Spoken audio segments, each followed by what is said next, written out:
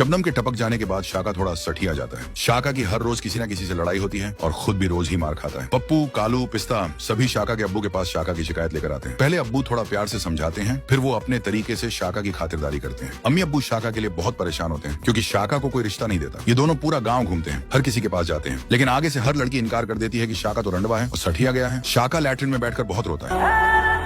एक दिन अब्बू को फोन कॉल आती है जिसमें वो शाका के रिश्ते की बात कर रहा होता है कि मेरी बेटी काजल आपके शाका की दीवानी है और वो शाका को पसंद करती है। काजल ये सुन रही होती है और शर्मा के अंदर भाग जाती है। शाका अम्मी अब्बू के साथ काजल के घर आता है और दोनों का रिश्ता पक्का हो जाता है। उस दिन अम्मी अब्बू भी बहुत रोमांटिक होते हैं। शाका अब्बू से कहता है कि ईद आ रही है, मैं चाहता हूं कि आप काजल के घर जाकर ईदी दे आओ, लेकिन अब्बू कहते हैं कि पैसे नहीं है। शाका एक काम वाले के पास जाता है और उससे काम मांगता है और पूरा दिन काजल को ईदी देने के लिए मजदूरी करता है। शाम को शाका अम्मी को सारे पैसे दे देता है। अगले दिन अम्मी कपड़े और मिठाई काजल को दे आती है। इधर पप्पू, कालू, पिस्ता शाका के बारे में ही बात कर रहे होते हैं कि इस कमीने की शादी नहीं होने देंगे। अगले दिन कालू शाका के ना होने वाले ससुर के पास जाता है और उसके कान भरता है। उसी दिन अब्बू को कॉल आती है और वो कहते हैं कि काजल ने शादी से इनकार कर दिया है।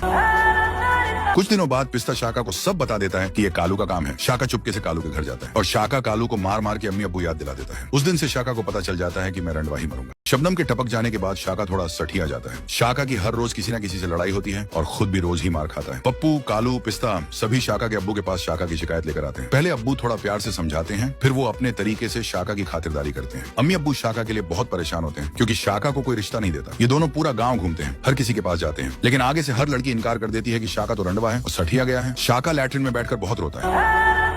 एक दिन अब्बू को फोन कॉल आती है जिसमें वो शाका के रिश्ते की बात कर रहा होता है कि मेरी बेटी काजल आपके शाका की दीवानी है और वो शाका को पसंद करती है। काजल ये सुन रही होती है और शर्मा के अंदर भाग जाती है। शाका अम्मी अब्बू के साथ काजल के घर आता है और दोनों का रिश्ता पक्का हो जाता है। उस दिन अम्मी अब्बू भी बहुत रोमांटिक होते हैं। शाका अब्बू से कहता है कि ईद आ रही है, मैं चाहता हूं कि आप काजल के घर जाकर ईदी दे आओ, लेकिन अब्बू कहते हैं कि पैसे नहीं है। शाका एक काम वाले के पास जाता है और उससे काम मांगता है और पूरा दिन काजल को ईदी देने के लिए मजदूरी करता है। शाम को शाका अम्मी को सारे पैसे दे देता है। अगले दिन अम्मी कपड़े और मिठाई काजल को दे आती है। इधर पप्पू, कालू, पिस्ता शाका के बारे में ही बात कर रहे होते हैं कि इस कमीने की शादी नहीं होने देंगे। अगले दिन कालू शाका के ना होने वाले ससुर के पास जाता है और उसके कान भरता है। उसी दिन अब्बू को कॉल आती है और वो कहते हैं कि काजल ने शादी से इनकार कर दिया है। कुछ दिनों बाद पिस्ता शाका को सब बता देता है कि ये कालू का काम है। शाका चुपके से कालू के घर जाता है और शाका कालू को मार मार के अम्मी अब्बू याद दिला देता है। उस दिन से शाका को पता चल जाता है कि मैं रंडवा ही मरूंगा।